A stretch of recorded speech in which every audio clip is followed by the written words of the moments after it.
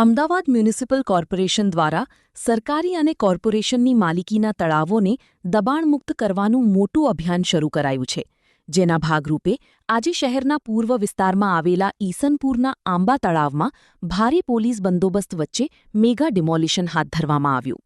ઈસનપુર મોની હોટલની ગલીમાં આવેલા આ આંબા તળાવમાં વર્ષોથી ગેરકાયદે વસવાટ કરતા 160થી વધુ નાના મોટા કાચા પાકા મકાનો અને 14 કોમર્શિયલ દુકાનો પર કોર્પોરેશનનું બુલડોઝર ફરી વળ્યું છે. આ ઓપરેશન દ્વારા અંદાજે 26,000 ચોરસ મીટર જેટલી કિંમતી જમીન દબાણમુક્ત કરવામાં આવી છે. સવારથી જ દક્ષિણ ઝોનના એસ્ટેટ વિભાગના સ્ટાફે 5થી વધુ જીસીબી અને હિટાચી મશીનો સાથે ઓપરેશન શરૂ કર્યું હતું. કોઈ અનિચ્છનીય બનાવ ન બને તે માટે ઈસનપુર અને નારોલ પોલીસનો ચુસ્ત કાફલો તેમજ ફાયર અને મેડિકલ ટીમોને પણ ઘટના સ્થળે તૈનાત રાખવામાં આવી હતી. કોર્પોરેશનના સૂત્રોના મતે આ જગ્યાઓ ખાલી કરાવીને હવે તળાવ ઊંડા કરવાની કામગીરી હાથ ધરાશે.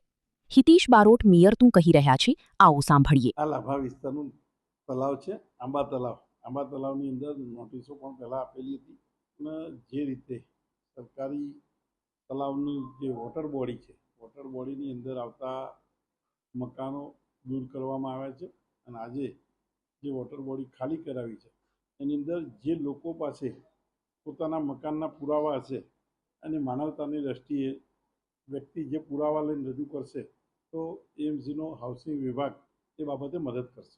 160 જેટલા મકાન હતા, 26,000 ચોરસ મીટર પ્લોટ છે અને 26,000 ચોરસ મીટરની અંદર આ 160 પરિવારો રહેતા હતા. એમના 2 વખત નોટિસ આપેલી છે અગાઉ પણ, અને આજે ડિમોલિશનની કાર્યવાહી જે કરી એની અંદર જે કોઈ વ્યક્તિના પોતાની સાથે પુરાવા હશે અને પુરાવા લઈને રજૂ કરશે તો એમને માનવતાની દ્રષ્ટિએ અમારો હાઉસિંગ બોર્ડ જે વિભાગ છે, હાઉસિંગનો જે વિભાગ ચાલે છે એની અંદર માનવતાના ધોરણે એમને મકાન ફાળવી શકાતા હશે તો ફાળવીશું. ऐसे ही अन्य खबरों के लिए चैनल को सब्सक्राइब कीजिए.